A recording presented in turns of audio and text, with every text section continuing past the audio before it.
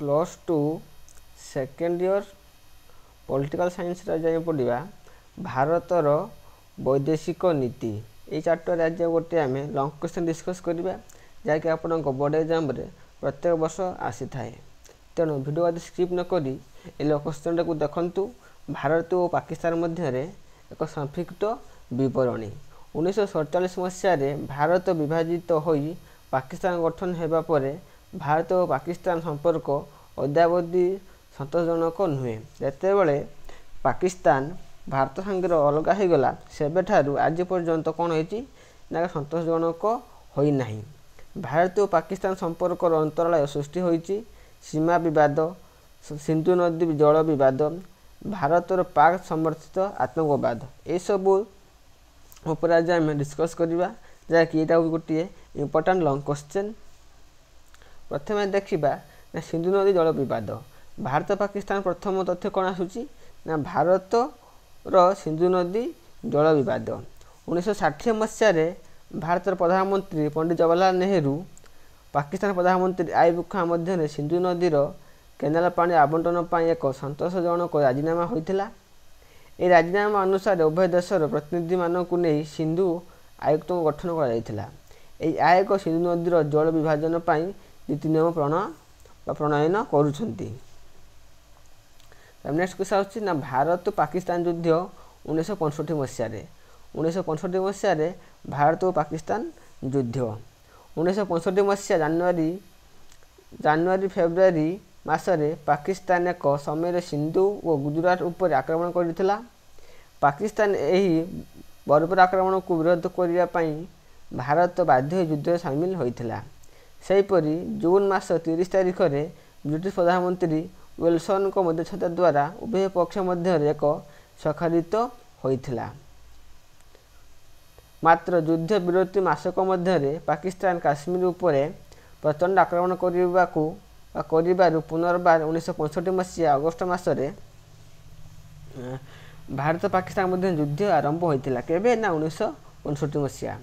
यही युद्ध रे भारतीय सेना पाकिस्तान पश्चिम पटरु आक्रमण कर लाहौर अधिकार करथिले। मिलित जातिसंघ निष्पत्ति परिषद बारंबार अनुरोध क्रमे उभय पक्ष राज्य होते और 1965 मसीहा सेप्टेम्बर 27 तारिख में युद्ध विरोधी घोषणा होता। तापर नेक्स्ट कौन आसूची ना तानसेट सम्मिलनी 1965 मसीहा 1965 मसीहा तानसेट सम्मिलनी रूसियार सर्वोच्च शासक कसिजी मध्यस्थतार भारतर प्रधानमंत्री लाल बहादुर शास्त्री एवं पाकिस्तान राष्ट्रपति आयूब खान 1966 मसीहा जानुआरी मासरे तानसेट रे एक सम्मिलनी मिलित होता। यही सप्ताहव्यापी विचार विमर्श पर उभय नेता मध्य 1966 मसीहा जानुआरी 10 तारिख में ऐतिहासिक तानसेट राजीनामा स्वाक्षरित होता। रूसिया मध्यस्थतार आयूब खान भारतर प्रधानमंत्री लाल बहादुर शास्त्री पाकिस्तान राष्ट्रपति आयूब खान कौटी ना तानसेट राजीनामा होता केबे 1966 मसीहा जानुआरी 10 तारिख। तो कौन होता उल्लेख कौन थी ना भारत परस्पर संपर्क उन्नति आणिबे परस्पर संपर्कर उन्नति आणिबे उभय देश मध्य शांतिपूर्ण सहाबस्तान करिवे उभय पड़ोसी भाव संपर्क स्थापन करिवे प्रतिष्ठा करिवे मिलित जातिसंघ सनद प्रति पुनः आस्था प्रकट करिवे। नेक्स्ट कौन आसूची ना भारत पाकिस्तान युद्ध 1971 मसीह भारत और पाकिस्तान मध्य युद्ध 1971 मसीहा बेलू भारत पाकिस्तान मध्य दशराप व प्रतिदशाराप वृद्धि पाई। अपरपक्ष पाकिस्तान सैन्य माने भारतीय अंचल को बारंबार प्रवेश करुले। भारत बारंबार चेतावनी देते पाकिस्तान कर्णपात कर शेष कौन था भारत प्रधानमंत्री श्रीमती इंदिरा गांधी डिसेम्बर 3 तारिख में भारतीय सेनाबाहिनी को युद्धपाई डाकरा देते। युद्ध रे भारतीय सेनाबाहिनी पूर्वबंगल मुक्ति बाहिनी सहित मिलित हो पाकिस्तान सैन्य उपर आक्रमण करते। कौन है ना पाकिस्तान सैन्य पराजित होई भारतीय सैन्य बाहिनी निकट शर्तविहीन भाव में आत्मसमर्पण करथिला। एही युद्ध रे भारत पाकिस्तान अनेक अंचल अधिकार कर नहीं। डिसेम्बर 17 तारिख में भारत युद्ध विरोध प्रस्ताव को पाकिस्तान ग्रहण करने को 14 ଦିନିଆ ଯୁଦ୍ଧର ଅବସାନ ହୋଇଥିଲା। ଭିଡ଼ିଓ ସ୍କିପ୍ କରନ୍ତୁ ନାହିଁ, ଶେଷ ପର୍ଯ୍ୟନ୍ତ ଦେଖନ୍ତୁ। ତାପରେ ଆସୁଛି କ'ଣ ନା ସିମଲା ରାଜିନାମା 1972। ଏହା ମଧ୍ୟ ସର୍ଟ କ୍ୱେଶ୍ଚନ୍ ଆସିଥାଏ ଯେ ସିମଲା ରାଜିନାମା କେଉଁ ମସିହା ସ୍ୱାକ୍ଷରିତ ହୋଇଥିଲା? 1972 ମସିହାରେ। ଯୁଦ୍ଧ ପରେ ଭାରତ ପାକିସ୍ତାନ ସହିତ ସମ୍ପର୍କ ଉନ୍ନତି ପାଇଁ 1972 ମସିହା ଜୁଲାଇ 2 ତାରିଖରେ ଭାରତର ପ୍ରଧାନମନ୍ତ୍ରୀ ଶ୍ରୀମତୀ ଇନ୍ଦିରା ଗାନ୍ଧୀ ଏବଂ ପାକିସ୍ତାନ ପ୍ରଧାନମନ୍ତ୍ରୀ ଜୁଲଫିକର ଅଲି ଭୁଟ୍ଟୋଙ୍କ ମଧ୍ୟରେ ସିମଲାଠାରେ ରାଜିନାମା ସ୍ୱାକ୍ଷରିତ ହୋଇଥିଲା। ଜୁଲଫିକର ଅଲି ଭୁଟ୍ଟୋ। ତାପରେ କ'ଣ ସ୍ୱାକ୍ଷରିତ ହୋଇଥିଲା? ଶର୍ତ୍ତମାନ କ'ଣ ଥିଲା ନା ସୀମାରୁ ଭାରତ ପାକିସ୍ତାନ ନିଜ ନିଜ ସୈନ୍ୟକୁ ଫେରାଇ ନେବେ। ସୀମାରୁ ଭାରତ ଯେଉଁ ସୈନ୍ୟ ଥିଲା ଏବଂ ପାକିସ୍ତାନ ଯେଉଁ ସୈନ୍ୟ ଥିଲା ସେମାନେ ଯିଏ ଯାହା ସୈନ୍ୟକୁ ଫେରାଇ ନେବେ। ଦ୍ୱିତୀୟ ସର୍ତ୍ତ କ'ଣ ଥିଲା ନା କୌଣସି ବିବାଦର ସମାଧାନ ପାଇଁ ଶକ୍ତି ପ୍ରୟୋଗ କରାଯିବ ନାହିଁ। ନେକ୍ସଟ କ'ଣ ଆସୁଛି ନା ଦ୍ୱିପାକ୍ଷିକ ବିବାଦ ଶାନ୍ତିପୂର୍ଣ୍ଣ ସମାଧାନ। ଯଦି ଦ୍ୱିପାକ୍ଷିକ ଯଦି ସୀମା ବିବାଦ ହେଉଛି ଶାନ୍ତିପୂର୍ଣ୍ଣ ଭାବରେ ସୀମା ବିବାଦ କରାଯିବ। ଜାମ୍ମୁ ଓ କାଶ୍ମୀରର ବେସାମରିକ ଅଞ୍ଚଳକୁ ଉଭୟ ଭାରତ ଏବଂ ପାକିସ୍ତାନ ମିଳିତ ଭାବେ ତଦାରଖ କରିବେ। ସମ୍ପର୍କକୁ ସାମାନ୍ୟ କରିବା ପାଇଁ କାର୍ଯ୍ୟକାରୀ ପଦକ୍ଷେପ ଗ୍ରହଣ କରିବେ। ସିମଲା ରାଜିନାମା ଭାରତ ପାକିସ୍ତାନ ସମ୍ପର୍କରେ ବନ୍ଧୁତାର ଏକ ନୂତନ ଯୁଗ ଆରମ୍ଭ ହୋଇଥିଲା। ନେକ୍ସଟ କ'ଣ ଆସୁଛି ନା ଭାରତ ପାକିସ୍ତାନ ରାଜିନାମା 1973। ଏସବୁକୁ ଆପଣମାନେ ନୋଟ୍ ଖାତାରେ ମଧ୍ୟ ନୋଟ୍ ଲେଖିକି ରଖନ୍ତୁ, ଯାହାକି ଆପଣଙ୍କ ପରବର୍ତ୍ତୀ ସମୟରେ ପଢ଼ିବା ପାଇଁ ସୁବିଧା ହେବ। ଭାରତ ପାକିସ୍ତାନ ରାଜିନାମା 1973। ଯୁଦ୍ଧବନ୍ଦୀ ସମସ୍ୟାର ସନ୍ତୋଷଜନକ ସମାଧାନ ପାଇଁ 1973 ମସିହା ଅଗଷ୍ଟ 28 ତାରିଖରେ ଭାରତ ଓ ପାକିସ୍ତାନ ମଧ୍ୟରେ ଏକ ରାଜିନାମା ସ୍ୱାକ୍ଷରିତ ହୋଇଥିଲା। ତ୍ରିପାକ୍ଷିକ ରାଜିନାମା 1974। 1974 ମସିହା ଏପ୍ରିଲ ମାସରେ ପ୍ରଥମ ଭାରତ ପାକିସ୍ତାନ ବାଂଲାଦେଶ ଯୁଦ୍ଧବନ୍ଦୀଙ୍କ ସମସ୍ୟା ସମାଧାନ ପାଇଁ ଭାରତ ପାକିସ୍ତାନ ବାଂଲାଦେଶ ମଧ୍ୟରେ ତ୍ରିପାକ୍ଷିକ ରାଜିନାମା ସ୍ୱାକ୍ଷରିତ ହୋଇଥିଲା। ନେକ୍ସଟ ଆସୁଛି କ'ଣ ନା ଭାରତ ପାକିସ୍ତାନ ରାଜିନାମା 1967। ଭାରତ ପାକିସ୍ତାନ ରାଜିନାମା 1967। ସିମଲା ରାଜିନାମା ଅନୁଯାୟୀ ଉଭୟ ଦେଶ ମଧ୍ୟରେ ଉତ୍ତମ ସମ୍ପର୍କ ପ୍ରତିଷ୍ଠା କରିବା ପାଇଁ ଭାରତ ଓ ପାକିସ୍ତାନର ପ୍ରତିନିଧିମାନଙ୍କ ମଧ୍ୟରେ 1967 ମସିହା ମେ ମାସରେ ଇସଲାମାବାଦଠାରେ ଇସଲାମାବାଦଠାରେ ଏକ ରାଜିନାମା ସ୍ୱାକ୍ଷରିତ ହୋଇଥିଲା। ନେକ୍ସଟ କ୍ୱେଶ୍ଚନ୍ ଭାରତ ପାକିସ୍ତାନ ରାଜିନାମା 1985। ଭାରତ ପାକିସ୍ତାନ ରାଜିନାମା 1985। 1985 ମସିହା ଡିସେମ୍ବର 7 ତାରିଖରେ ଭାରତର ପ୍ରଧାନମନ୍ତ୍ରୀ ଶ୍ରୀଯୁକ୍ତ ରାଜୀବ ଗାନ୍ଧୀ ଏବଂ ପାକିସ୍ତାନର ରାଷ୍ଟ୍ରପତି ଜିୟା ଉଲ୍ ହକ୍ ଭାରତର ପ୍ରଧାନମନ୍ତ୍ରୀ ଶ୍ରୀଯୁକ୍ତ ରାଜୀବ ଗାନ୍ଧୀ ମଧ୍ୟରେ ରାଜିନାମା ସ୍ୱାକ୍ଷରିତ ହୋଇଥିଲା। ଏହି ରାଜିନାମା ଅନୁସାରେ କେହି କାହାର ଆଣବିକ ପ୍ରତିଷ୍ଠାନ ଉପରେ ଆକ୍ରମଣ କରିବେ ନାହିଁ ବୋଲି ସ୍ଥିର ହୋଇଥିଲା। ନେକ୍ସଟ ଆସୁଛି କ'ଣ ଭାରତ ପାକିସ୍ତାନ ରାଜିନାମା 1992। ଭାରତ ପାକିସ୍ତାନ ରାଜିନାମା 1992। 1992 ମସିହା ଅଗଷ୍ଟ 19 ତାରିଖରେ ଭାରତ ଓ ପାକିସ୍ତାନ ମଧ୍ୟରେ ଏକ ରାଜିନାମା ସ୍ୱାକ୍ଷରିତ ହୋଇଥିଲା। ତା ସର୍ତ୍ତ ସବୁ କ'ଣ ଥିଲା ନା ଜଣେ ଅନ୍ୟଙ୍କ ବିରୁଦ୍ଧରେ ରାସାୟନିକ ଅସ୍ତ୍ରଶସ୍ତ୍ର ପ୍ରୟୋଗକୁ ସମ୍ପୂର୍ଣ୍ଣ ନିଷେଧ କରିବ। ଜଣେ ଅନ୍ୟଙ୍କ ଉପରେ ଯେଉଁ ଆକ୍ରମଣ କରୁଛି ରାସାୟନିକ ଅସ୍ତ୍ରଶସ୍ତ୍ର ପ୍ରୟୋଗକୁ ସମ୍ପୂର୍ଣ୍ଣ ନିଷେଧ କରାଯାଇଥିଲା। କୂଟନୀତିଜ୍ଞମାନଙ୍କ ପ୍ରତି ଆଚାର ବ୍ୟବହାର ସମ୍ମିଳିତ ଏକ ମିଳିତ ନିୟମାବଳୀ ପ୍ରସ୍ତୁତ କରିବା। ନେକ୍ସଟ ଆସୁଛି ଢାଞ୍ଚା ତ୍ରିପାକ୍ଷିକ ସମ୍ମିଳନୀ। ଭାରତ ଓ ପାକିସ୍ତାନ ଏବଂ ବାଂଲାଦେଶ ମଧ୍ୟରେ ଢାକାଠାରେ 1998 ମସିହା ଜାନୁଆରୀ 15 ତାରିଖରେ ବାଣିଜ୍ୟ ଶିଖର ସମ୍ମିଳନୀ ଅନୁଷ୍ଠିତ ହୋଇଥିଲା। ପୋଖରାନ-2 ଆଣବିକ ପରୀକ୍ଷା ପାକିସ୍ତାନ ପ୍ରତିକ୍ରିୟା କ'ଣ ଥିଲା? ଆମେ ଯେତେବେଳେ ରାଜସ୍ଥାନ ପୋଖରାନଠାରେ ଦ୍ୱିତୀୟ ଥର ଆଣବିକ ପରୀକ୍ଷା କଲା ତେଣୁ ପାକିସ୍ତାନ ସେତେବେଳେ କେଉଁ ପ୍ରକାର ପ୍ରତିକ୍ରିୟା କରିଥିଲା ସେଟାକୁ ଆମେ ଭଲ ଭାବରେ ଡିସ୍କସ୍ କରିବା।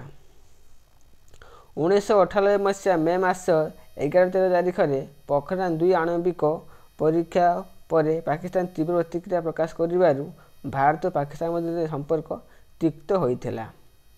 ନେକ୍ସଟ କ'ଣ ଦିଲ୍ଲୀ ଲାହୋର ବସ୍ ଚଳାଚଳ ଓ ଲାହୋର ଘୋଷଣା। ଦିଲ୍ଲୀ ଲାହୋର ବସ୍ ଚଳାଚଳ ଓ ଲାହୋର ଘୋଷଣା। 1999 ମସିହା ଫେବୃଆରୀ 20 ତାରିଖରେ ଭାରତର ପ୍ରଧାନମନ୍ତ୍ରୀ ଅଟଳ ବିହାରୀ ବାଜପେୟୀ ବସ୍ ଯୋଗେ ଦିଲ୍ଲୀରୁ ଲାହୋର ଗସ୍ତ କରିବା ସହିତ ଦିଲ୍ଲୀ ଲାହୋର ମଧ୍ୟରେ ବସ୍ ଚଳାଚଳ ହୋଇଥିଲା। ଭାରତର ପ୍ରଧାନମନ୍ତ୍ରୀ ଅଟଳ ବିହାରୀ ବାଜପେୟୀ ଓ ପାକିସ୍ତାନର ପ୍ରଧାନମନ୍ତ୍ରୀ ନୱାଜ ସରିଫଙ୍କ ମଧ୍ୟରେ ଲାହୋରଠାରେ ଏକ ଘୋଷଣାନାମା ସ୍ୱାକ୍ଷରିତ ହୋଇଥିଲା। ଏହି ଘୋଷଣାର ପ୍ରଥମ ବିଷୟମାନ କ'ଣ ଥିଲା? ସିମଲା ରାଜିନାମାକୁ ଭିତ୍ତି କରି ଉଭୟ ଦେଶ ଜାମ୍ମୁ ଓ କାଶ୍ମୀରର ସମସ୍ୟା ସମାଧାନ କରିବେ। ଜାମ୍ମୁ ଓ କାଶ୍ମୀର ସମସ୍ୟାର ସମାଧାନ କରିବେ। ଅନ୍ୟ ଜଣଙ୍କ ଉପରେ ଆଭ୍ୟନ୍ତରୀଣ ବ୍ୟାପାରରେ ହସ୍ତକ୍ଷେପ ନ କରିବ। ଆକସ୍ମିକ ତଥା ବିନା ସ୍ୱୀକୃତିରେ ଆଣବିକ ଅସ୍ତ୍ରର ପ୍ରୟୋଗ ବା ଉପଯୋଗ ଉଭୟ ପକ୍ଷ ବନ୍ଦ କରିବେ ଏବଂ ଆଣବିକ ପରୀକ୍ଷା ବାତିଲ କରିବେ। ପର୍ଯ୍ୟାବରଣ ସୁରକ୍ଷା ପାଇଁ ଉଭୟ ମିଳିତ ଭାବେ କାର୍ଯ୍ୟ କରିବେ। ଏହା ଥିଲା 4ଟି ସନ୍ଧି। ନେକ୍ସଟ ଆସୁଛି କ'ଣ ନା ଉଭୟ ଦେଶ ମଧ୍ୟରେ ଶାନ୍ତି ଶୃଙ୍ଖଳା ଓ ସୁରକ୍ଷା ବ୍ୟବସ୍ଥା ପାଇଁ 8ଗୋଟି ତଥ୍ୟକୁ ଚିହ୍ନଟ କରାଯାଇ ପାଳନ କରିବା ପାଇଁ ବାଧ୍ୟ। ଲାହୋର ଘୋଷଣା ସହିତ ଉଭୟ ପକ୍ଷର ବୈଦେଶିକ ସଚିବ ସ୍ୱାକ୍ଷର ମଧ୍ୟ କରିଥିଲେ, ଦସ୍ତଖତ କରିଥିଲେ। କାରଗିଲ ଯୁଦ୍ଧ 1999 ମସିହା କାରଗିଲ ଯୁଦ୍ଧ।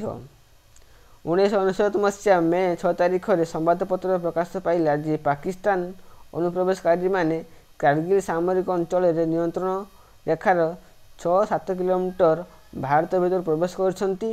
ଏହାର ସତ୍ୟତା ସ୍ୱୀକାର କରି 19 ତାରିଖରେ ଭାରତ ସରକାର ବିବରଣୀ ପ୍ରକାଶ କରିଥିଲା। ଏହାପରେ କାରଗିଲକୁ ଅନୁପ୍ରବେଶକାରୀମାନଙ୍କୁ କବଳରୁ ମୁକ୍ତ କରିବା ପାଇଁ ଭାରତ ସାମରିକ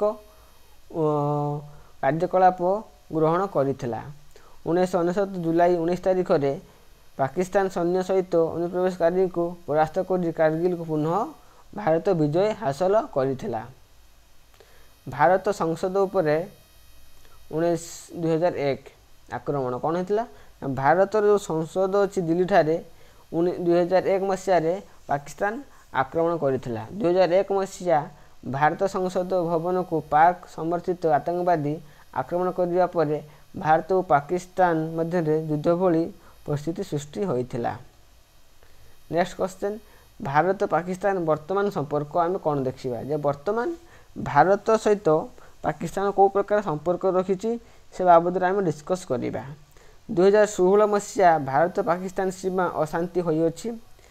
ସେପ୍ଟେମ୍ବର 20 ତାରିଖରେ ପାକ୍ ସୈନ୍ୟ ନିୟନ୍ତ୍ରଣ ରେଖା ଅତିକ୍ରମ କରି ଉରିଠାରେ ଭାରତୀୟ ସେନା ଶିବିରକୁ ଆକ୍ରମଣ କରିବାରୁ 17 ଜଣ ଭାରତୀୟ ସେନା ଶହୀଦ ହୋଇଯାଇଥିଲେ। କେତେ ଜଣ? ନା 17 ଜଣ ସୈନ୍ୟ ଶହୀଦ ହୋଇଯାଇଥିଲେ।